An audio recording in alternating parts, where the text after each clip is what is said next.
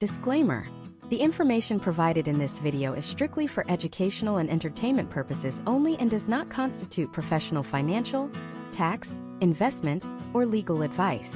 Credit cards involve significant financial responsibility, and the mismanagement of credit lines can lead to severe financial consequences, including detrimental impacts on your credit score, the accumulation of high-interest debt, and long-term financial hardship. The strategies, case studies, and historical trends discussed regarding airline loyalty programs, credit card rewards, and travel economics are based on publicly available data and independent analysis at the time of recording. These outcomes are not guaranteed to work for everyone and should not be taken as prescriptive financial instruction.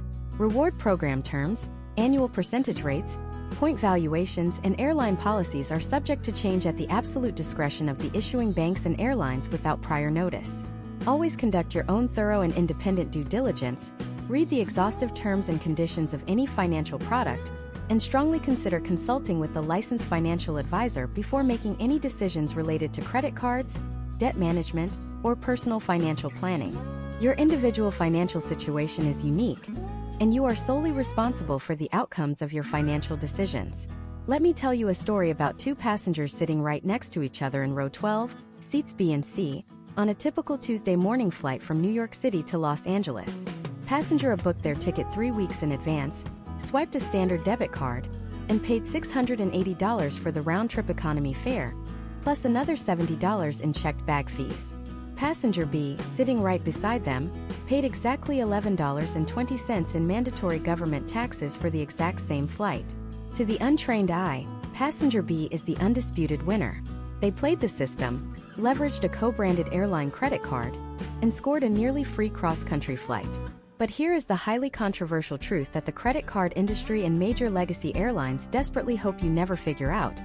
Passenger B might actually be losing a significant amount of money over the long term. In fact, based on historical trends of consumer debt, opportunity cost, and severe point devaluation, Passenger B is statistically likely to be subsidizing the travel of Passenger A. Right now, across the United States, everyday consumers are sitting on billions of dollars in unredeemed loyalty points. Simultaneously, airline credit cards are charging some of the highest annual percentage rates in the modern financial market, frequently exceeding 24 to 29% for those carrying a balance. The airline industry has quietly transformed. Major U.S. carriers are no longer just transportation companies. They have evolved into massive, highly profitable financial institutions. Today, major airlines frequently generate more sustainable profit from selling digital miles to massive Wall Street banks than they do from actually flying airplanes in the sky. When you sign up for a co-branded airline credit card, you are not just getting a piece of plastic. You are entering a highly sophisticated, meticulously engineered psychological ecosystem designed to alter your daily spending behavior. You might firmly believe you are earning a free family vacation to Florida or a weekend getaway to California. But the harsh reality of the underlying mathematics often tells a completely different, much darker story.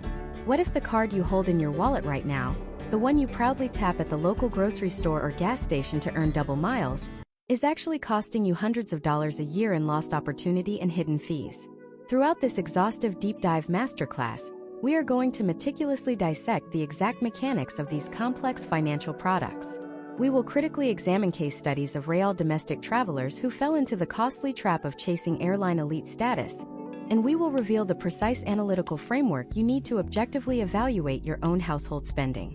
If you missed the subtle nuances and hidden clauses we are about to uncover, you could easily lock yourself into a financial product that systematically drains your wallet while giving you nothing but rapidly depreciating digital currency in return. The open loop you need to keep in mind is simple. By the end of this presentation, you will not just have a basic understanding of how airline credit cards function.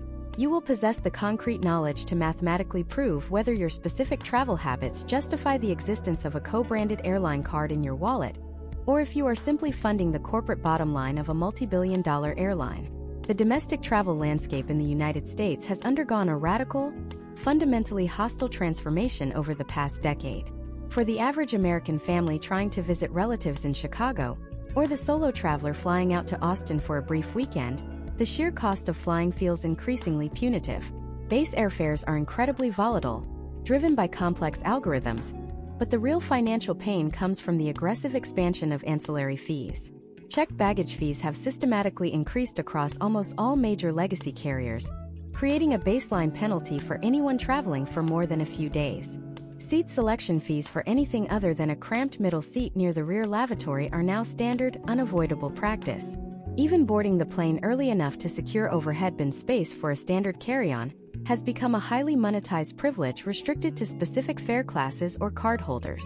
Faced with these mounting, unavoidable costs, millions of Americans instinctively turn to co-branded airline credit cards as a defensive financial shield. The marketing promise broadcasted in airports and online is incredibly seductive. Pay a standard $95 annual fee, get a free checked bag for your entire party, receive priority boarding to avoid gate checking your luggage, and earn unlimited miles on every single purchase to eventually fly entirely for free. It sounds like an airtight, straightforward value proposition. However, this deep dive is specifically designed to solve a critical, extremely costly problem for you today, separating that carefully crafted marketing fantasy from the cold, hard, unforgiving financial reality of domestic travel rewards. The core structural issue is that the very definition of a frequent flyer has fundamentally changed. Airlines no longer reward you simply for flying thousands of miles across the country. They strictly reward you for spending thousands of dollars directly with them and their banking partners. We are going to address the specific, everyday friction points of traveling strictly within the 50 states. Unlike international first-class travel, where premium cabin redemptions can theoretically yield outsized, exceptional value for your accumulated points, domestic economy flights almost always represent the absolute lowest possible return on your everyday credit card spending. We are going to intensely analyze the critical concept of opportunity cost. Every single dollar you spend on an airline card earning a proprietary, easily devalued digital currency is a dollar you inherently did not spend on a flat-rate cashback card or a flexible, bank-issued travel rewards card that offers true financial freedom. This masterclass will provide you with a comprehensive, step-by-step methodology to forensically audit your own travel patterns. We will look at potential outcomes based on vastly different spending brackets, from the occasional holiday traveler taking 2 trips a year to the domestic road warrior flying bi-weekly. You will learn how to accurately calculate the true break-even point of any annual fee, factoring in not just the superficial perks you think you will use, but the tangible perks you actually realistically utilize year after year. We will explore the troubling historical trends of massive mileage devaluations, where airlines arbitrarily and instantly increase the point cost of a free flight overnight, effectively and legally wiping out the purchasing power you diligently spent years accumulating.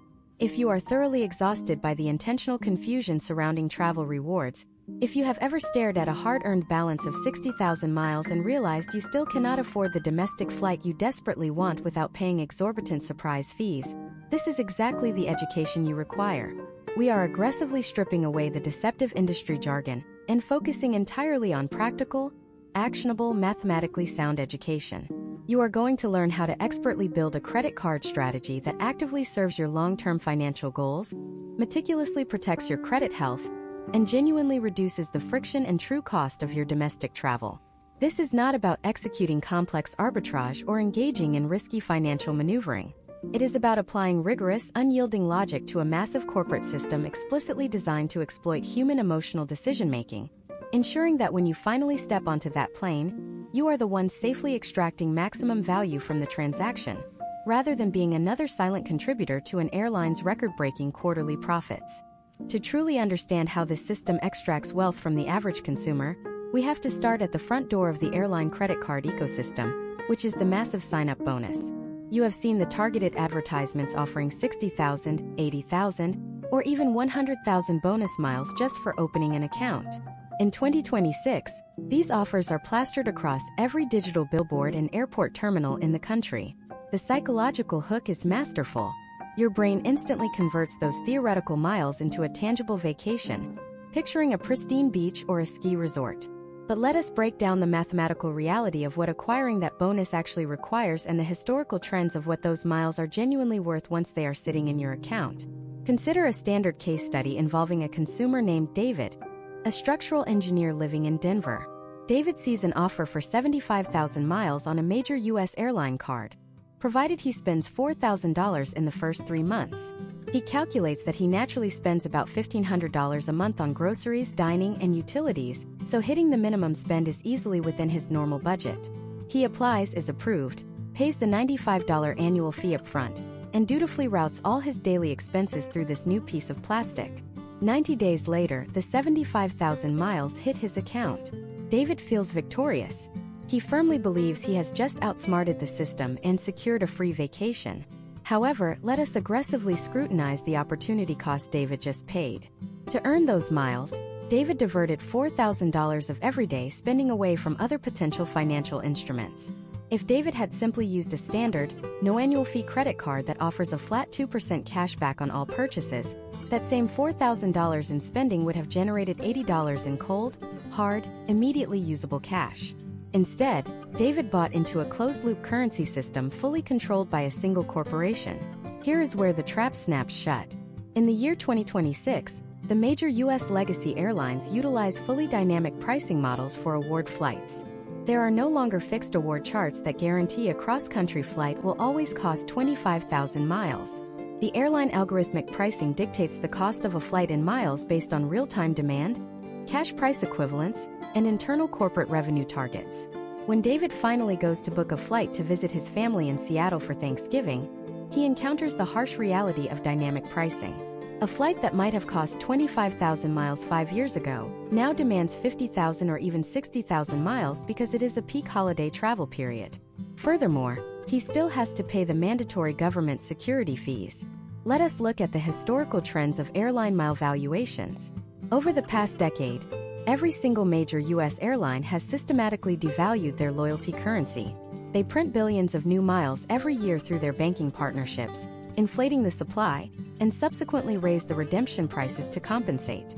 When you hold airline miles, you are holding an unregulated digital currency that is actively depreciating in value every single month, and you have absolutely no recourse when the airline decides to change the rules overnight. Now let us examine the everyday spending multiplier, which is the most insidious wealth drain in the entire airline credit card model. After David hits his sign-up bonus, he keeps the card in his wallet and continues to use it for his daily life. The marketing materials proudly proclaim that he earns double miles on airline purchases and single miles on everything else. So David buys his groceries, pays his car insurance, and covers his streaming subscriptions, earning 1 mile per dollar spent.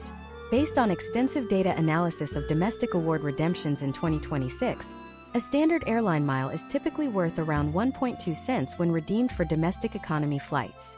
This means David is effectively earning a 1.2% return on his daily spending. Compare this to a robust financial strategy utilizing a flexible travel rewards card or a high-yield cashback setup. Many accessible financial products offer 3 points per dollar on groceries and dining, or a flat 2% back on absolutely everything. By choosing to earn 1 airline mile instead of 2% cash back, David is mathematically losing almost a full percentage point of return on every single transaction he makes for the entire year. If David spends $30,000 a year on his credit card, that invisible loss equals hundreds of dollars in lost value, completely negating the benefit of the free checked bag he might use once or twice a year. Let us look at another scenario focusing on the aspirational family traveler. Imagine a family of 4, the Millers from Chicago, who want to take an annual summer trip to a national park out west. They get a co-branded airline card specifically for the free checked bag benefit, calculating that checking 4 bags at $40 each way would cost $320 round trip. Paying a $95 annual fee to save $320 seems like a brilliant, undisputed financial victory. And for the very first year it usually is. But the airlines rely heavily on the historical trend of consumer inertia. They know that a massive percentage of cardholders will simply put the card in a drawer, auto-pay the annual fee year after year, and fail to consistently take that exact specific trip on that exact specific airline. If the Millers decide to drive to a closer destination the following year, or if they find a significantly cheaper cash fare on a competing low-cost carrier, that $95 annual fee suddenly transforms from a strategic investment into a pure, unrecoverable expense. They are paying a recurring subscription fee for a benefit they are not actively consuming. Moreover, the airlines heavily restrict the use of these perks.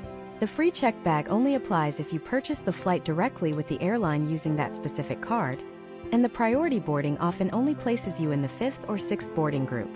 This is barely ahead of the basic economy passengers, and certainly not early enough to guarantee overhead bin space on a fully booked narrow-body jet. The financial architecture of these cards is not built to reward loyalty. It is built to monetize your spending data and leverage your behavioral habits. The banks and airlines are banking on the fact that the emotional appeal of earning miles will blind you to the mathematical realities of opportunity cost, currency devaluation, and recurring annual fees.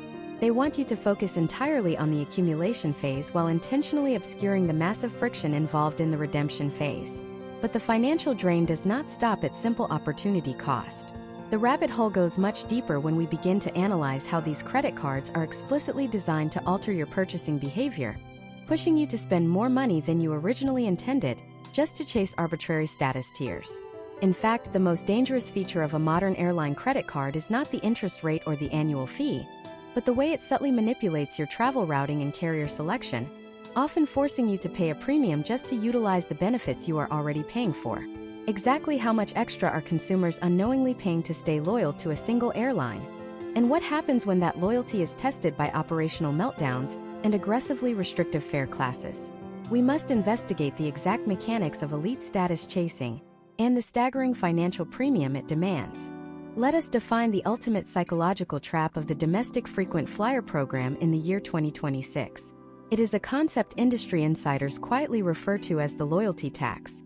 For decades, airline marketing departments have conditioned the American public to believe that elite status is the holy grail of travel. We are sold a highly curated, cinematic vision of skipping endless security lines, relaxing in exclusive airport lounges with complimentary cocktails, and miraculously being upgraded to wide, plush first-class seats while everyone else shuffles past to the back of the plane.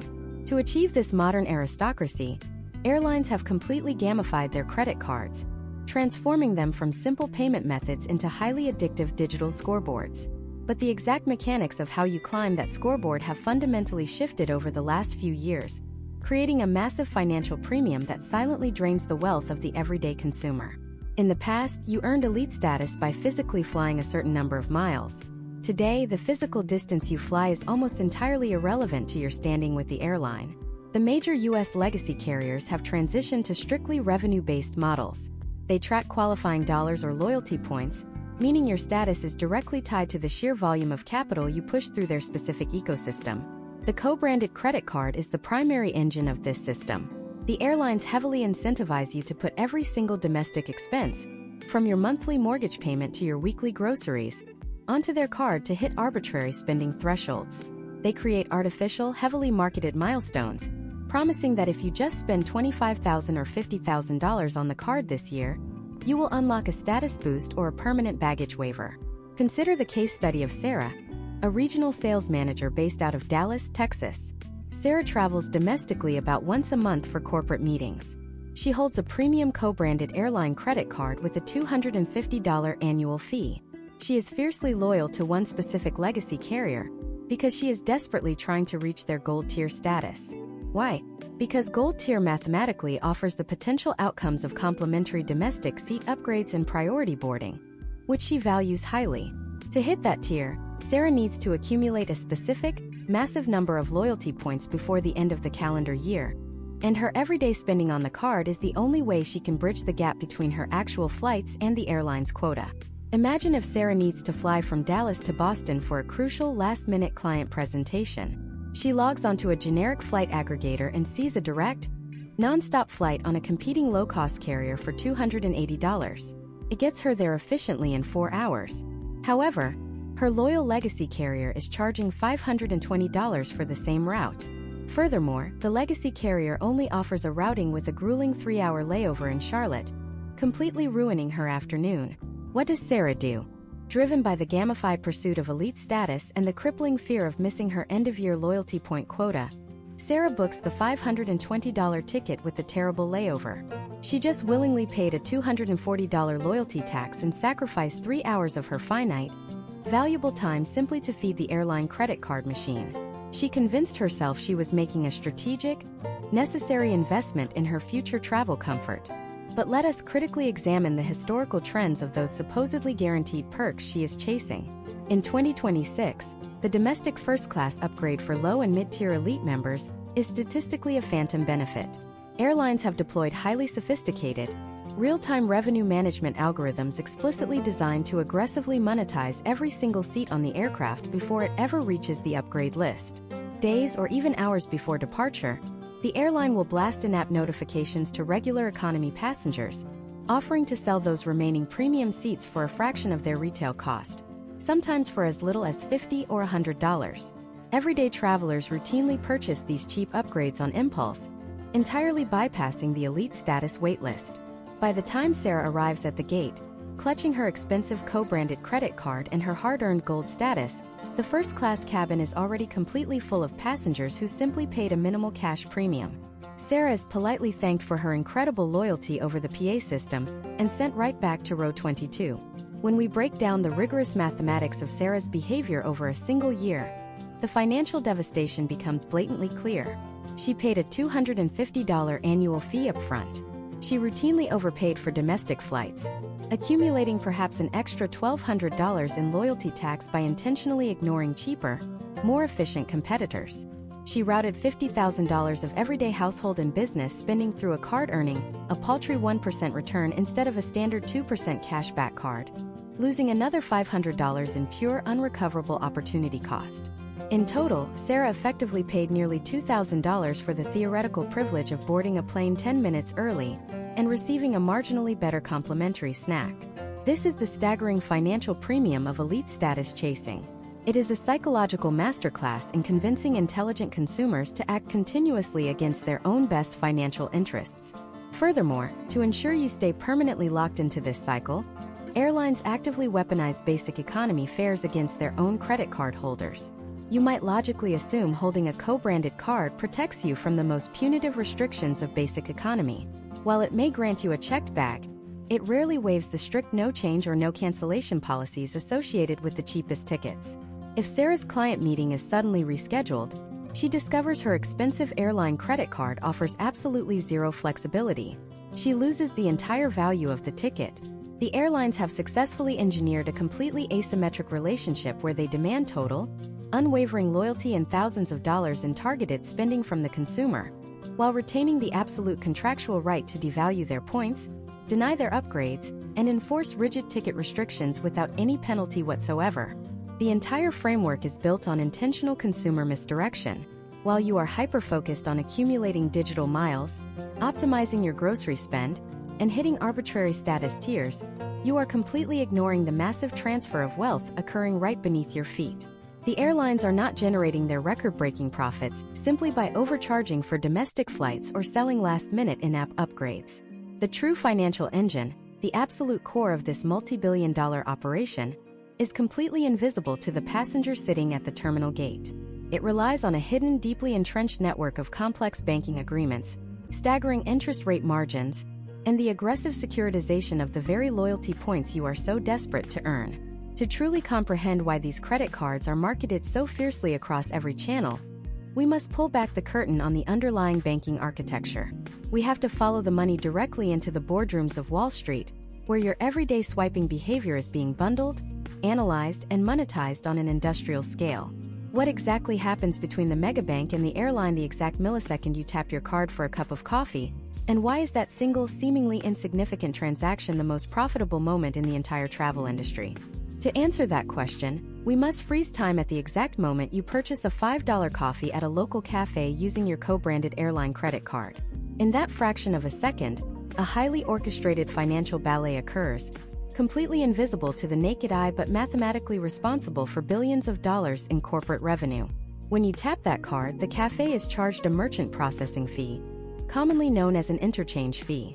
This fee typically ranges from 2 to 3% of the total transaction. The banking institution that issued your airline card collects a significant portion of that fee. But instead of keeping all of that profit, the bank immediately turns around and uses a fraction of a cent to purchase a digital airline mile directly from the legacy carrier.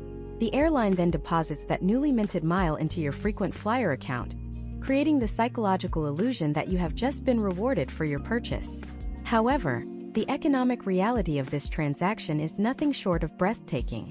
The airline just generated a highly profitable revenue stream by creating a digital currency completely out of thin air, at absolute zero marginal cost to themselves. They sell these proprietary miles by the billions to their banking partners for cold, hard, immediate cash. In the year 2026, the volume of these transactions has reached such an astronomical scale that the physical airplanes, the pilots, the flight attendants, and the massive logistical operations of moving human beings across the country are frequently operating at a financial loss. The actual core business of a modern legacy carrier is not transportation. Their primary business is operating a completely unregulated, highly lucrative digital currency exchange. The airplanes simply exist as giant, flying marketing billboards designed to convince you to keep swiping that specific credit card. Let us look at a stark case study involving the historical trends of corporate valuations to truly understand this dynamic. During severe economic downturns, when domestic air travel plummeted, major United States airlines were forced to publicly reveal the internal financial structures of their loyalty programs to secure government and private loans. Wall Street analysts were stunned to discover that the frequent flyer programs themselves, essentially just giant databases of customer data and digital miles, were frequently valued higher than the entire physical airline operations combined. When an airline sells a mile to a megabank, they receive immediate liquidity. That cash can be used to pay off corporate debt, buy back stock, or issue executive dividends. Meanwhile, the mile they sold is placed into your account as a deferred liability. But airlines have a powerful, mathematically guaranteed mechanism to manage this liability, an industry concept known as breakage. Breakage refers to the historical trend and statistical certainty that a massive percentage of consumers will never actually redeem the miles they earn. People forget about their accounts, they lose their login credentials, they pass away, or they simply get frustrated by the complex redemption process and give up. Every single time a mile expires or goes unredeemed, that deferred liability vanishes from the airline's balance sheet, transforming the cash they received from the bank years ago into pure, unadulterated, 100% profit. You are essentially providing the airline with a zero-interest microloan every time you swipe your card, a loan they are actively hoping they never have to repay. Imagine a consumer named Michael, a middle school teacher living in Columbus, Ohio. In 2026, Michael decides to put a crucial $5,000 home repair onto his airline credit card because he desperately wants to earn the points for a summer trip to Florida. He earns 5,000 miles for the transaction. The bank buys those miles from the airline gets cash, and Michael gets his digital currency. However, the unexpected expense strains Michael's monthly budget, and he cannot pay off the balance in full at the end of the billing cycle. The average annual percentage rate for a co-branded airline credit card in 2026 hovers aggressively between 24 and 29%. The very moment Michael carries a balance, the financial mathematics flip entirely against him. The interest charges accrued in a single month on a $5,000 balance at 29% APR will instantly and violently obliterate the total potential value of the 5,000 miles he just earned. The bank is now profiting twice. They profited from the initial merchant interchange fee when Michael paid his contractor, and they are now extracting exorbitant monthly interest payments directly from Michael's bank account. The airline remains entirely insulated from this consumer debt trap. They already received their cash payment from the bank the moment the transaction cleared. Michael is left holding a rapidly depreciating digital currency, while simultaneously funding the record-breaking quarterly profits of a multinational financial institution through compounding interest. This specific scenario is not an anomaly. It is the fundamental cornerstone of the airline credit card business model. The entire ecosystem heavily relies on a massive subclass of consumers subsidizing the travel of a tiny minority through high-interest debt and unredeemed miles. Furthermore, even if Michael is perfectly disciplined, pays off his balance entirely every single month, and never pays a cent in interest, he is still subjected to the hidden tax of currency devaluation. Airlines act as the absolute central banks of their own economies. They hold the unilateral power to print unlimited miles, inflate the supply, and dictate the exact price of every single award ticket without any regulatory oversight. When the airline realizes they have outstanding liabilities that are too high, they do not have to recall the miles or issue refunds. They simply change the algorithm. They silently increase the cost of a domestic economy ticket from 30,000 miles to 50,000 miles overnight. In an instant, the purchasing power of the miles Michael spent 2 years carefully accumulating is slashed in half. This brings us to the most frustrating, intentionally opaque, and consumer-hostile phase of the entire travel rewards journey. You have successfully navigated the deceptive marketing, you have paid the annual fees, you have avoided the high-interest debt trap, and you have finally accumulated enough points for that specific domestic trip. You confidently log into the airline's digital portal, fully expecting to book your hard-earned vacation.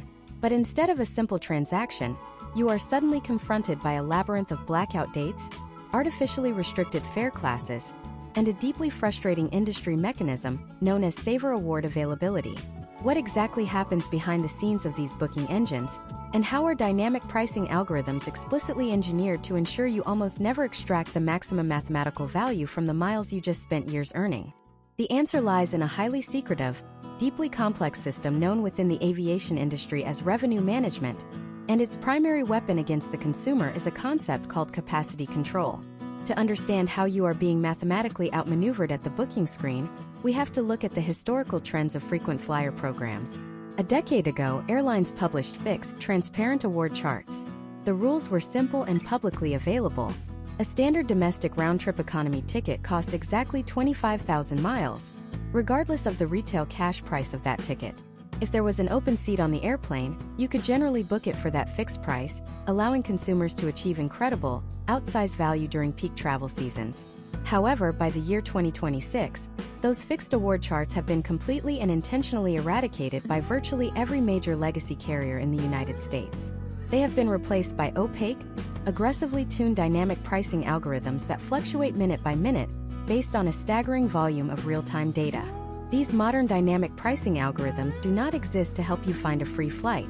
They are explicitly engineered by massive teams of data scientists to extract the maximum possible yield from every single seat on the aircraft, while simultaneously draining as many miles from your account as humanly possible. Let us examine a real-world scenario to see this algorithm in action. Imagine a consumer named Jessica, a travel nurse based in Atlanta, Georgia. It is the spring of 2026, and Jessica wants to book a direct, round-trip flight to Los Angeles for a close friend's wedding in July. She holds a mid-tier co-branded airline credit card and has spent the last 2 years diligently swiping it for every grocery run, gas station fill-up, and utility bill. She has successfully accumulated 80,000 airline miles. Based on outdated advice she read online, she firmly believes she has more than enough currency to cover a simple domestic flight. When Jessica logs into the airline's digital booking portal, the algorithm immediately goes to work. It analyzes the route from Atlanta to Los Angeles. It recognizes that July is a peak summer travel month with historically high demand. It notes that the specific weekend she selected coincides with a major industry convention in Southern California. The algorithm calculates that it can easily sell every remaining seat on that specific flight to corporate travelers or desperate vacationers for a cash price of roughly $600. Because the airline can easily secure cold, hard cash for that inventory, the algorithm completely removes any trace of low-cost Saver Award availability. A Saver Award is the mythical, deeply discounted mileage tier that airlines feature heavily in their promotional materials but strictly limit in reality, often allocating 0 seats on highly desirable routes. Instead of offering Jessica the historical standard of 25,000 miles, the dynamic pricing engine generates a custom, vastly inflated price. The screen refreshes and Jessica sees that her desired economy itinerary will now cost her an astonishing 75,000 miles, plus mandatory security fees. Let us rigorously analyze the financial reality of what the algorithm just forced Jessica to do. She spent 2 years routing $75,000 of everyday household spending through her airline credit card, earning just 1 mile per dollar spent. She absorbed the opportunity cost of bypassing better financial products, she paid her recurring annual fees, and she accepted a proprietary digital currency. Now the airline is demanding nearly her entire balance for a flight that retails for $600. When you divide the $600 cash value by the 75,000 miles required, Jessica is extracting a miserable value of 0.8 cents per mile. Compare this potential outcome to a drastically different, significantly more robust financial strategy. Imagine if Jessica had completely ignored the airline marketing and simply used a standard, no annual fee bank credit card that offered a flat 2% cash back on all purchases. That exact same $75,000 in everyday spending would have generated $1,500 in pure unrestricted cash sitting in her checking account. She could have simply purchased the $600 cash fare outright on whatever airline offered the best schedule, completely bypassing the dynamic pricing algorithm, and she would still have $900 left over to pay for her hotel room and a rental car. By participating in the co-branded airline credit card ecosystem, Jessica mathematically lost hundreds of dollars in real wealth. The airline successfully engineered a scenario where Jessica funded their operation with her daily spending, and then they actively devalued her return on investment at the exact moment she attempted to redeem her rewards. The booking engine interface itself is an advanced exercise in behavioral economics, deliberately designed to wear down your patience and force a suboptimal redemption. The calendar view often obscures the true cost of travel, hiding the fact that flying just one day earlier could save you thousands of miles. The system pushes the most expensive, dynamically priced award tiers to the absolute top of the search results, banking on consumer fatigue. Many travelers, exhausted by the relentless search for elusive saver space and paralyzed by the fear that the miles will simply expire or be devalued further, eventually capitulate. They accept the terrible exchange rate and book the astronomically priced ticket, falling victim to the sunk cost fallacy. They justify the massive mileage expenditure because it feels like fake money, completely ignoring the rigorous mathematical truth of the opportunity cost they already paid. Furthermore, even when you surrender your hard-earned miles to the dynamic pricing machine, the airlines in 2026 have introduced another punitive layer to the redemption process. They frequently book these exorbitant mileage tickets into restrictive fare classes that closely mimic the brutal conditions of basic economy. You might be forced to spend 75,000 miles for a cross-country flight, only to discover that your award ticket legally prohibits you from selecting a seat in advance, disqualifies you from any potential upgrades, and places you in the absolute last boarding group.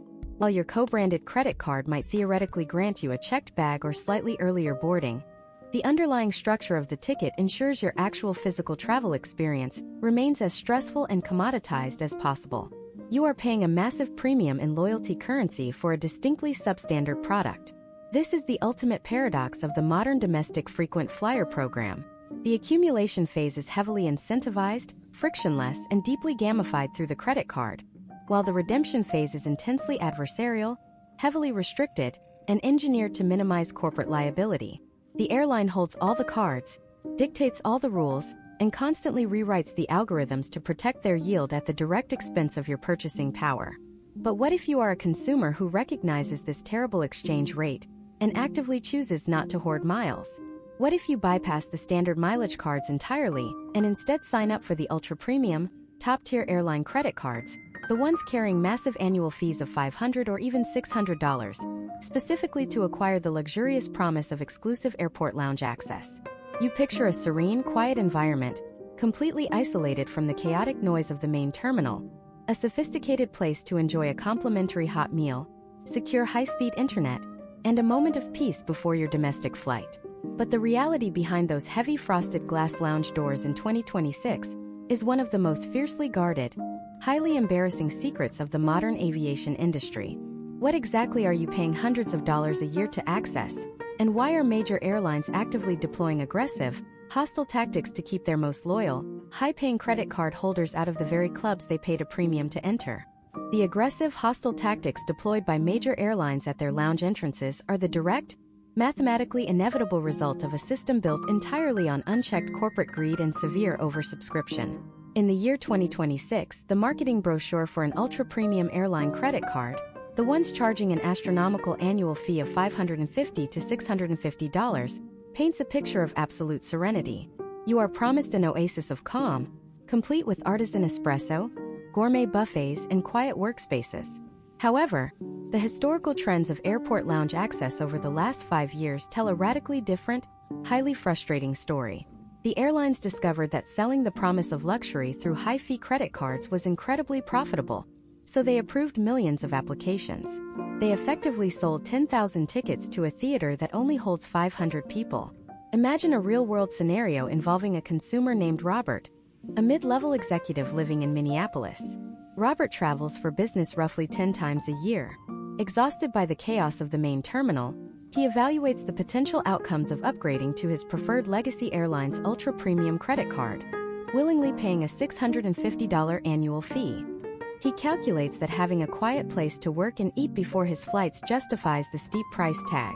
On a typical Thursday afternoon, Robert arrives at the airport 2 hours early, anticipating a relaxing pre-flight meal. Instead of an oasis, he is greeted by a physical line of 50 people snaking out the lounge door and down the concourse.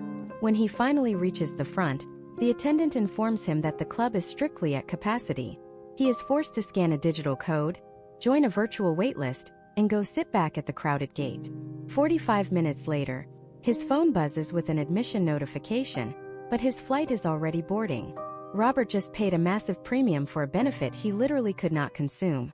This capacity crisis forced the airlines to quietly implement a series of highly restrictive, anti-consumer policy changes.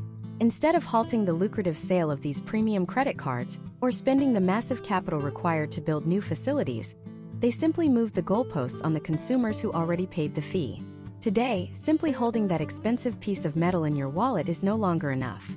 The airline systematically stripped away guest privileges. Just a few years ago, Robert could have brought his wife and children into the lounge for free during a family vacation. Now, historical trends show that airlines demand you spend an additional $50,000 to $75,000 a calendar year on that specific credit card just to unlock the ability to bring a single guest. If you fail to hit that massive spending threshold, you are forced to pay a $50 entry fee per family member at the door, completely destroying the financial logic of the original $650 annual fee. Furthermore, the airlines began weaponizing your ticket class against your lounge access. Even if you pay the massive annual fee, many legacy carriers have instituted strict rules stating that if you purchase a basic economy ticket, your lounge membership is instantly invalidated for that specific itinerary. They are double-dipping on the restrictions. They demand your loyalty through the credit card, but actively punish you if you try to save money on the actual airfare. They have also implemented rigid time limits, strictly prohibiting you from entering the lounge more than 2 to 3 hours before your scheduled departure, severely limiting its usefulness during long layovers or unexpected delays. You are essentially paying top dollar for a highly conditional, heavily regulated holding pen. Let us deeply analyze the exact mathematical breakdown of Robert's investment. He pays $650 a year. Let us generously assume he manages to successfully access the lounge 10 times a year without being rejected by a waitlist or a schedule conflict. He is effectively paying $65 per visit. Once inside, what is the actual quality of the product he is consuming? In 2026, domestic airline lounges are fundamentally high-volume cafeterias. The food is heavily processed, mass-produced, and specifically engineered for cost control, not culinary excellence. The complimentary alcohol almost exclusively consists of bottom-shelf well liquor. The internet bandwidth is frequently throttled due to the sheer volume of overcrowded passengers desperately trying to stream content. If Robert took that exact same $65 and walked into a premium, sit-down restaurant in the main airport concourse, he could order a high-quality steak, a premium craft cocktail, receive dedicated table service, and enjoy a significantly quieter atmosphere than the overcrowded, chaotic airline club. By prepaying for the lounge through the credit card, Robert has trapped his capital. He has committed his travel budget to a single, rapidly degrading corporate product, completely removing his ability to choose a better dining or relaxation option on the day of travel. He is locked into an ecosystem that actively resents his presence because every single piece of cheese he eats represents a marginal reduction in the airline's profit margin. The financial trap deepens significantly when we examine the actual earning potential of these ultra-premium airline cards.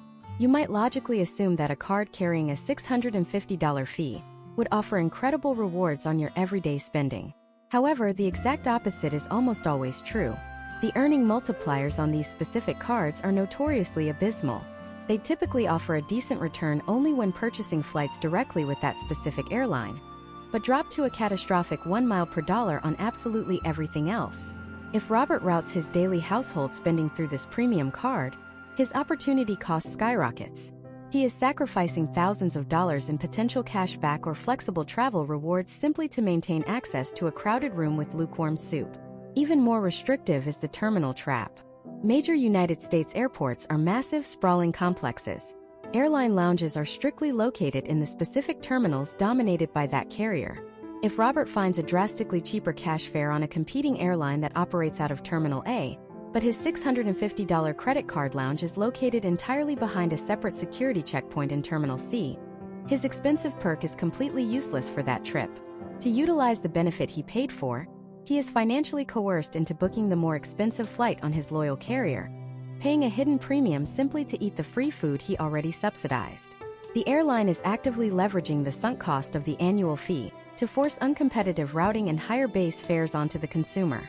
The realization that the miles are depreciating, The elite status upgrades are a phantom illusion, and the luxury lounges are just overcrowded cafeterias leaves the modern traveler at a critical crossroads. The closed-loop system of the co-branded airline credit card has been mathematically exposed as a wealth extraction tool, disguised as a loyalty program. But this raises a massive, absolutely essential question for anyone who still needs to travel domestically without going bankrupt. If tying your financial life to a single legacy carrier is a proven mathematical trap, what is the exact mechanism that professional, highly optimized travelers use to secure free flights in 2026? To safely escape the airline ecosystem, we must completely pivot our strategy and deeply investigate the far more lucrative, highly protected world of transferable bank currencies, and how leveraging these specific financial tools completely flips the power dynamic back into the hands of the consumer. The fundamental difference between a co-branded airline credit card and a flexible bank travel card is the critical concept of currency ownership and ultimate financial control. When you hold an airline mile, you are holding a highly restricted, rapidly depreciating digital asset whose value is entirely dictated by a single profit-driven corporation. You are effectively holding a gift card to a store that has the legal right to double its prices at any moment without prior notice. Conversely, when you hold a transferable bank currency, such as Chase Ultimate Rewards, American Express Membership Rewards, Citi Thank You Points, or Capital One Miles, you are holding a highly liquid, rigorously protected financial asset. This specific distinction is the exact strategic foundation utilized by professional travelers in the year 2026 to systematically dismantle the punitive dynamic pricing algorithms of the legacy aviation industry.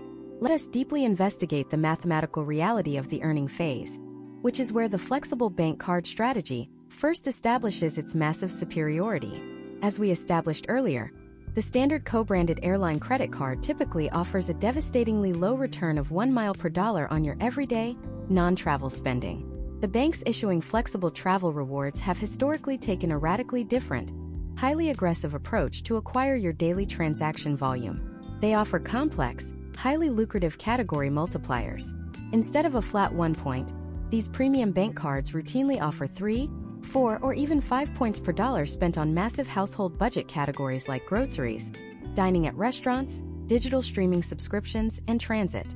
To visualize the compounding impact of these multipliers, consider the case study of Emily, a freelance graphic designer living in Austin, Texas. In the year 2026, Emily decides to rigorously optimize her household cash flow. She meticulously tracks her expenses and calculates that she spends an average of $2,500 a month across groceries, dining out with clients, and various digital services. If Emily were trapped in the legacy airline credit card ecosystem, routing that exact spending through her co-branded card would yield exactly 2,500 airline miles a month. Over a 12-month calendar year, she would accumulate 30,000 miles. This might barely be enough for a single dynamically priced one-way ticket to a neighboring state. However, Emily actively chooses to deploy a mid-tier flexible bank rewards card carrying a similar $95 annual fee. Because this specific financial instrument offers triple points on dining and groceries, her exact same $2,500 of organic, unavoidable monthly spending now generates 7,500 bank points. Over that same 12-month period, Emily accumulates a staggering 90,000 flexible bank points. Through basic mathematical optimization and without spending a single extra penny, Emily has effectively tripled her travel purchasing power. She has drastically increased the velocity at which she accumulates potential free travel, completely outpacing the sluggish earning rates of the airline loyalist. But the accelerated earning potential is only the first layer of this defensive strategy. The true unprecedented power of transferable bank currencies lies in their function as an impenetrable shield against the historical trends of mileage devaluation. Let us examine what happens when an airline actively attacks the wealth of its own frequent flyers.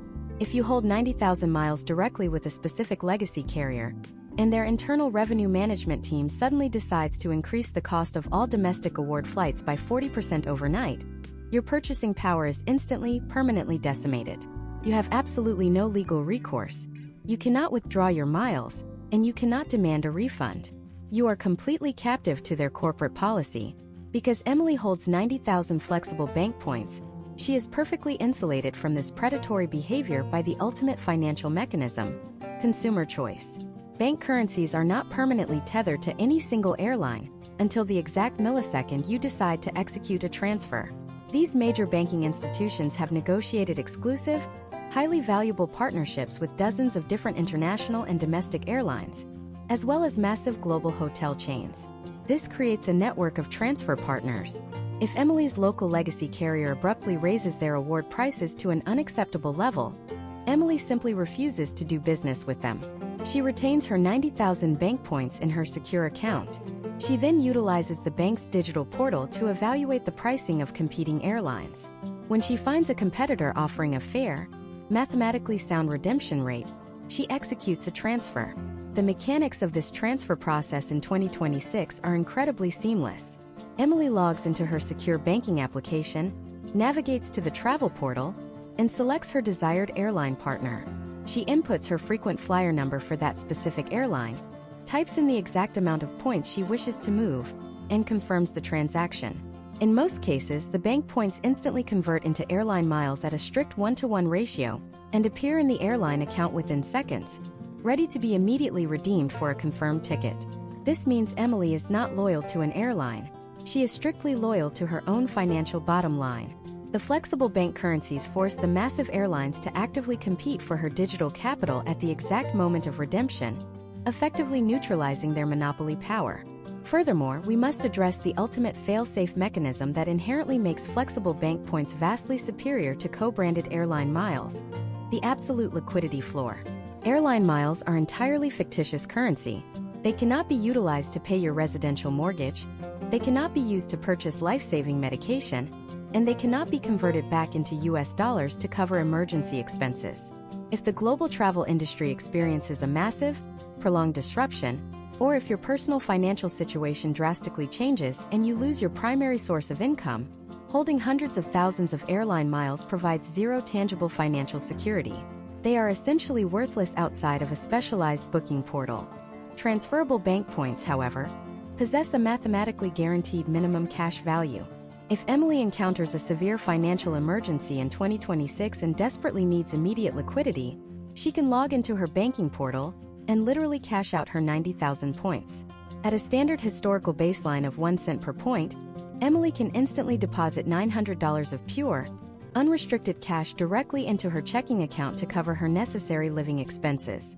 While cashing out travel points is rarely the most optimized way to maximize their potential value, the sheer existence of this guaranteed financial floor provides a critical layer of psychological and economic security that co-branded airline credit cards deliberately refuse to offer their customers.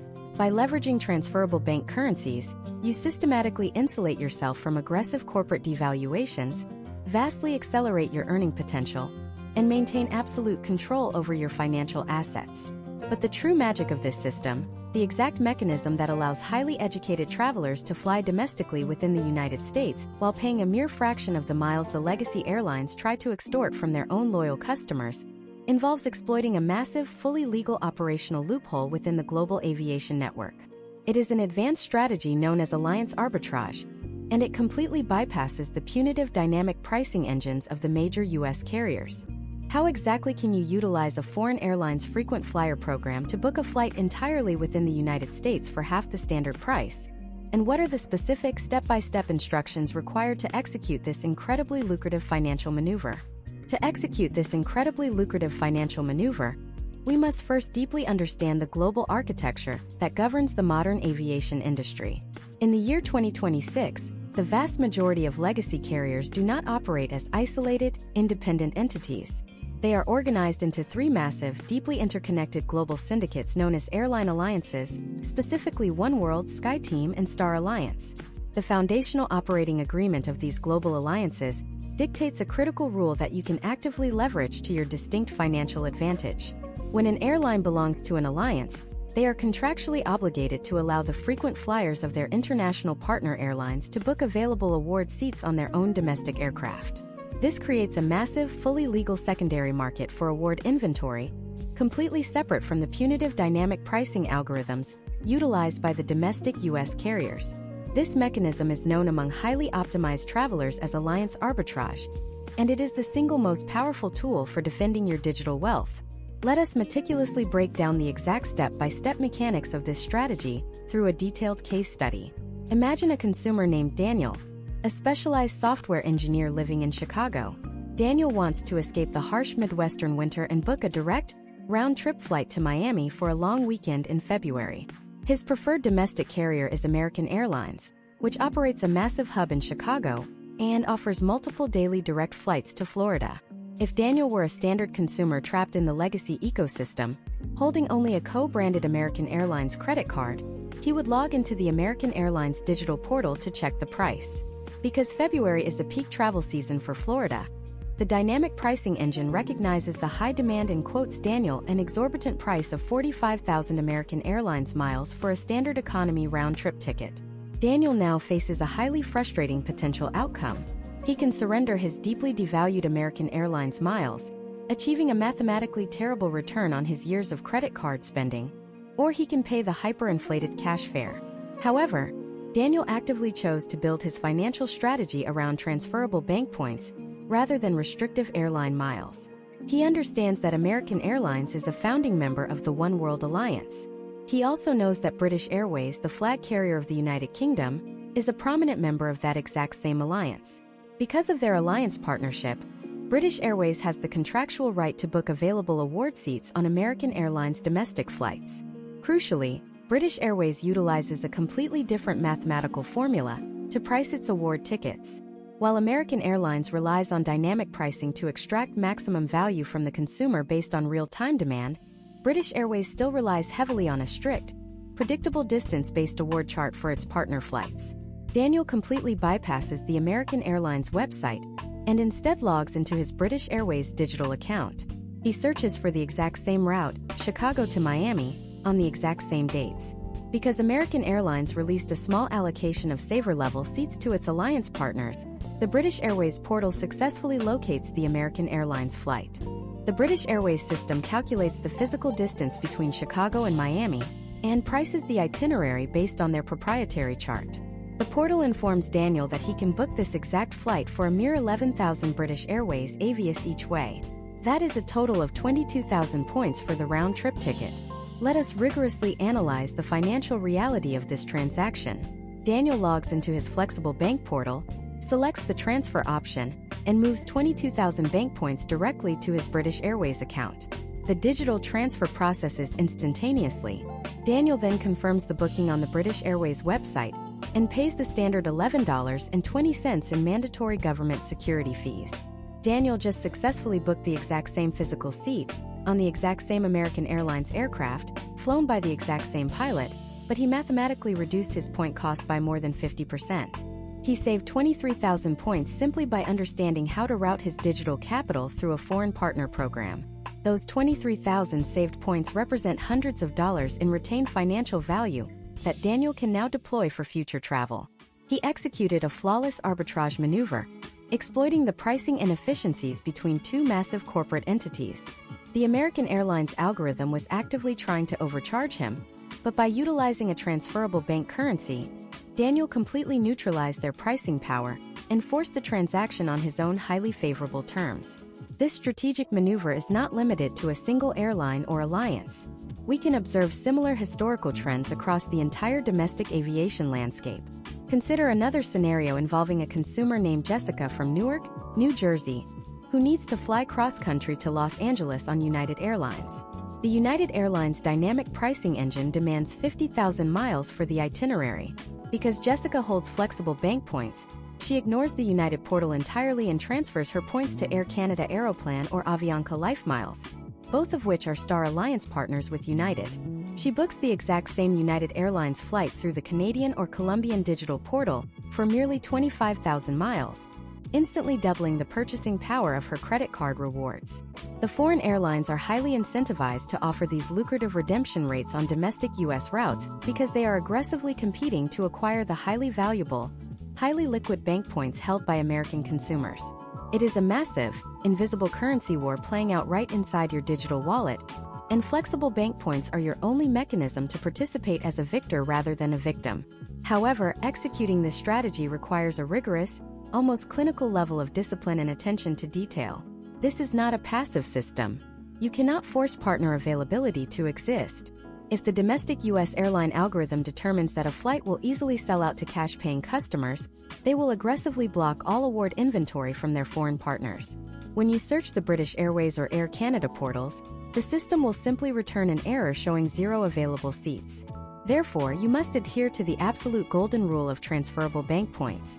You must never, under any circumstances, transfer your bank points to an airline partner speculatively. Once a flexible bank point is converted into an airline mile, the transaction is strictly one-way and entirely irreversible. If you transfer 30,000 points to British Airways without confirming the physical availability of the American Airlines flight first, and the seat disappears, your highly valuable, liquid bank points are now permanently trapped as restrictive British Airways currency, entirely defeating the purpose of the arbitrage strategy. Furthermore, you must meticulously navigate the minor administrative friction points inherent in third-party bookings. When you book an American Airlines flight through the British Airways portal, British Airways issues your ticket and provides you with a specific, 6-character alphanumeric record locator. However, to actually select your seat, check your bags, or navigate the digital boarding process on the day of travel, you must locate the separate, highly specific American Airlines confirmation number hidden within the British Airways receipt. You must then take that specific domestic confirmation number, input it into the American Airlines application, and link the third-party ticket to your personal profile. The legacy airlines intentionally maintain these layers of bureaucratic friction to discourage the average consumer from exploiting these partnerships. The mathematical superiority of alliance arbitrage is completely undisputed among financial analysts, but it relies entirely on the assumption that your actual physical travel day proceeds exactly as planned. The strategy sounds completely flawless on paper when you are calculating point valuations from the comfort of your living room. But what happens when the fragile, deeply overburdened infrastructure of the 2026 aviation industry inevitably fractures and collapses? What happens when a massive severe weather system grounds thousands of flights across the eastern seaboard? Or a critical cascading software failure causes a total operational meltdown across a major legacy network? If you utilized a foreign partner program to book a domestic flight to save 20,000 points, you have suddenly injected a massive, incredibly dangerous layer of complex international bureaucracy directly into your domestic itinerary. Who legally owns your ticket when the flight is canceled? Which corporate entity is legally responsible for rebooking you onto a new airplane? And why do stressed, overworked gate agents frequently and legally turn away passengers holding these heavily optimized alliance tickets when absolute chaos strikes the terminal?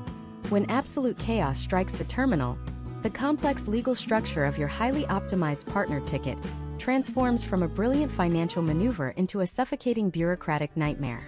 To understand why gate agents routinely turn away savvy travelers during a crisis, we must examine the fundamental difference between an operating carrier and a ticketing carrier. When you use your flexible bank points to book a domestic flight through a foreign airline alliance partner, you are generating a third-party ticket stock. For example, if you book a United Airlines flight through Air Canada, the physical airplane belongs to United, which is the operating carrier, but the actual financial transaction and the underlying ticket contract belong entirely to Air Canada, the ticketing carrier. In the aviation industry, the entity that collects the payment holds the ultimate legal authority over the reservation until the exact moment you physically board the aircraft. Imagine a highly stressful scenario involving a consumer named Mark, an architect living in Denver, Colorado. In the winter of 2026, Mark utilizes the alliance arbitrage strategy perfectly. He transfers his bank points to a foreign partner program and books a deeply discounted holiday flight on a domestic legacy carrier to visit his parents in Boston. He saves tens of thousands of points and feels incredibly accomplished. However, on the morning of his departure, a massive severe blizzard strikes the northeast coast, cascading through the domestic aviation network and causing thousands of cascading flight cancellations. Mark arrives at the Denver airport to find his flight has been abruptly canceled due to irregular operations, a situation industry insiders refer to as EROPS. Mark immediately stands in a massive line at the domestic legacy carrier's customer service desk. When he finally reaches the front, the stressed, exhausted gate agent pulls up his reservation. The agent sees that Mark is not holding a native ticket. He is holding a partner ticket stock starting with a foreign airline code. The agent informs Mark that because a third party issued the ticket, their internal computer system legally prevents them from manually overriding the reservation to place him on a new flight. The domestic airline points the finger squarely at the foreign partner and tells Mark he must contact the ticketing carrier to be rebooked. Mark then attempts to call the foreign airline's customer service hotline, because a massive weather event is currently grounding global flights. The hold time for the foreign call center is exceeding 5 hours. By the time Mark finally connects with an international agent, every single remaining seat on the few flights still departing Denver for the next 3 days has been aggressively claimed by the domestic carrier's own elite status members and direct cash-paying customers. Historical trends during massive operational meltdowns overwhelmingly prove that airlines prioritize their native premium cabin passengers first, their native co-branded credit card holders second, and highly discounted third-party partner tickets at the absolute, unforgiving bottom of the priority list.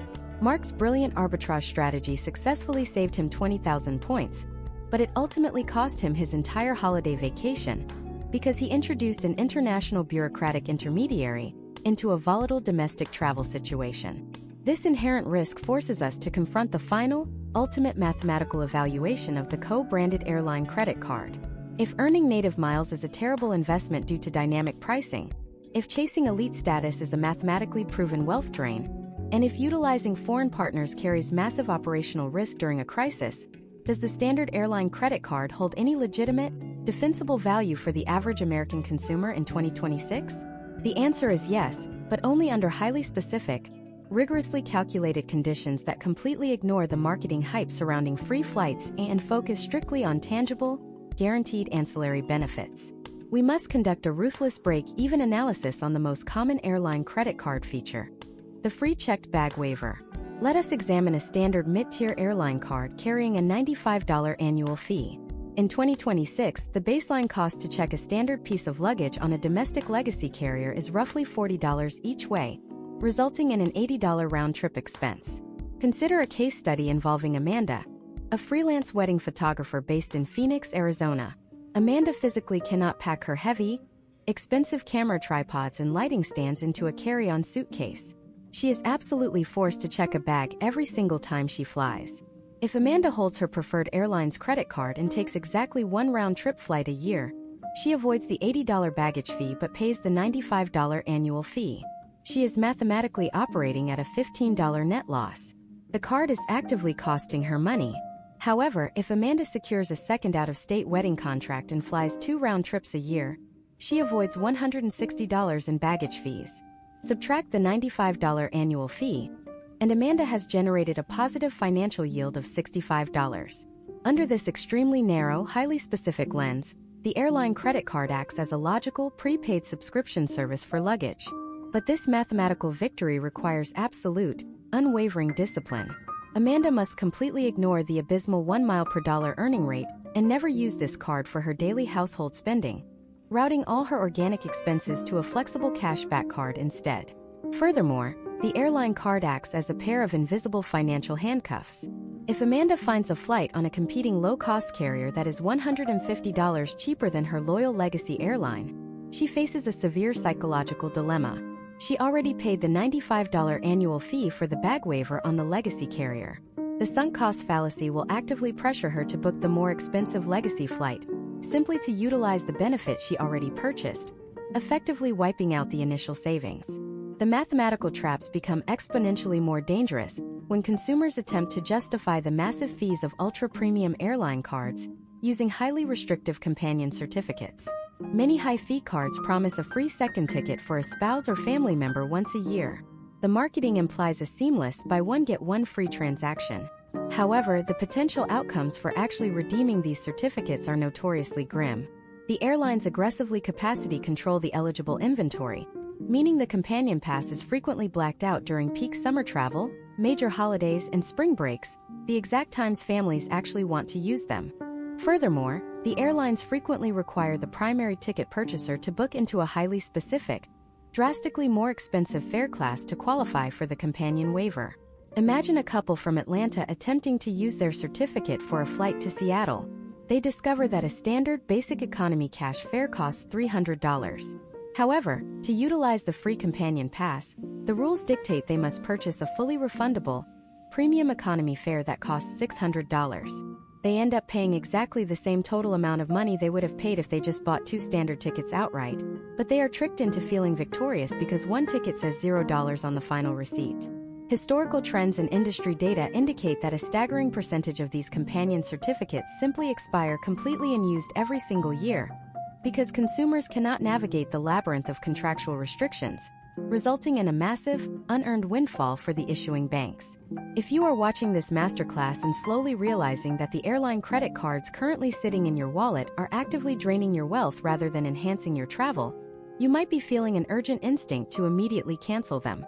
However, abruptly closing established credit accounts can temporarily damage your credit score by altering your credit utilization ratio and reducing your average age of accounts. There is a specific, highly effective financial maneuver designed to stop the financial bleeding without harming your credit profile, known as the product change or downgrade strategy. We have meticulously dismantled the earning structures, the dynamic redemption algorithms, the elite status illusions, the overcrowded lounges, and the severe limitations of basic ancillary benefits. You now possess the comprehensive, unvarnished truth about how the massive multi-billion-dollar domestic aviation loyalty complex genuinely operates in 2026. But possessing this data is entirely useless without a concrete action plan. You need a permanent, unbreakable rule set to determine exactly how to restructure your wallet right now. In the final phase of this exhaustive deep dive, we are going to build that exact framework, a rigorous step-by-step blueprint designed to completely eliminate unnecessary annual fees, optimize your daily spending multipliers, and ensure you extract maximum tangible value from every single dollar you spend on domestic travel moving forward. The first critical step in this total financial restructuring is executing a downgrade path.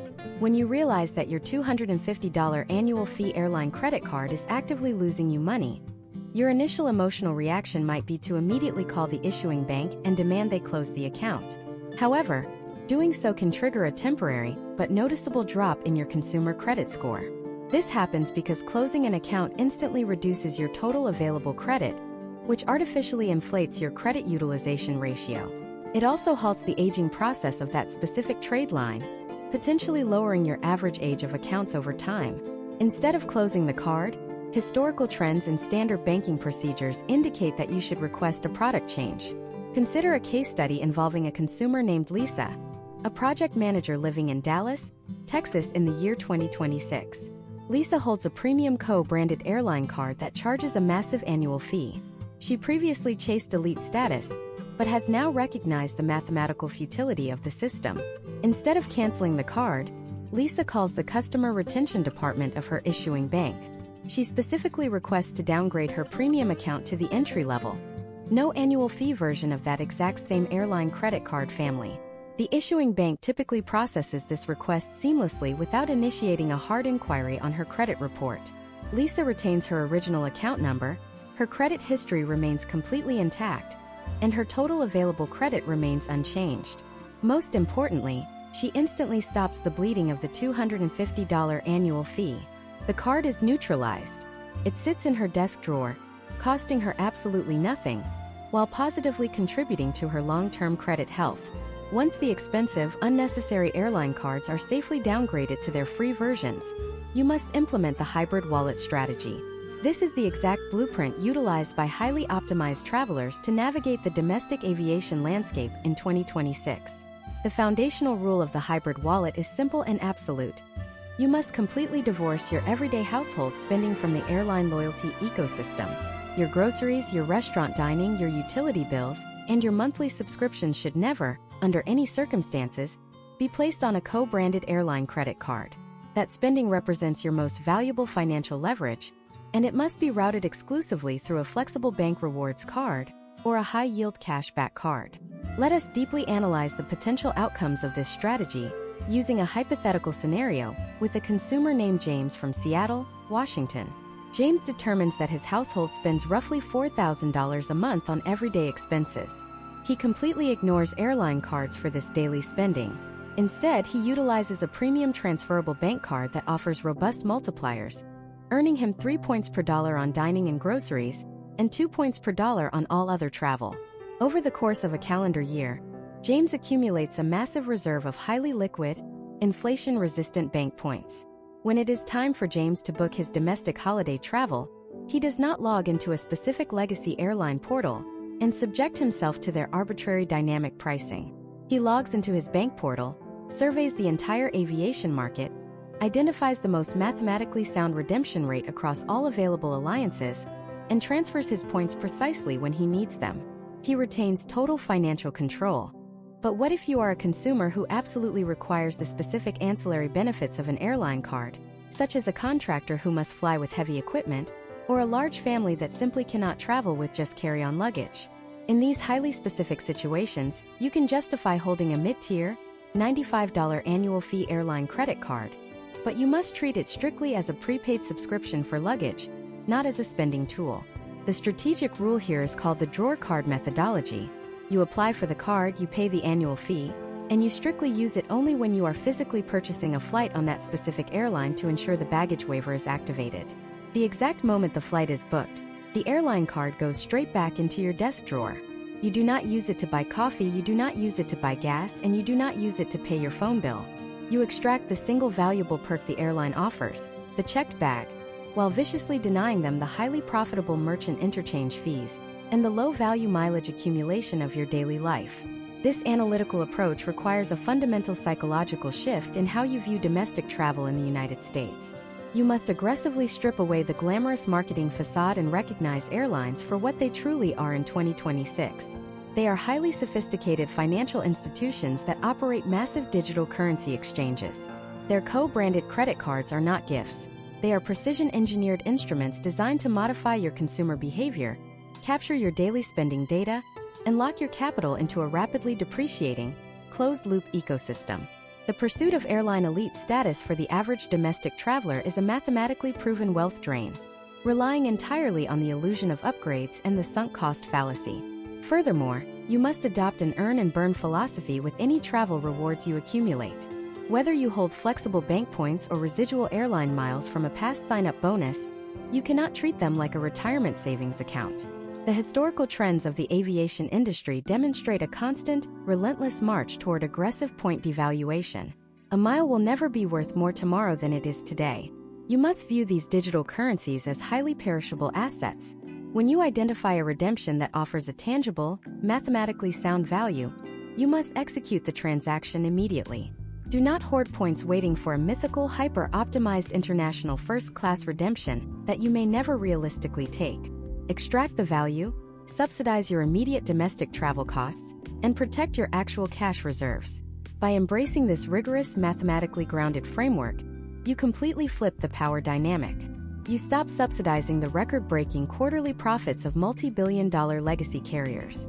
You actively protect yourself from dynamic pricing algorithms designed to wipe out your purchasing power. You maintain the absolute liquidity of your financial assets, ensuring that a massive operational meltdown or an arbitrary corporate policy change does not destroy your hard-earned vacation.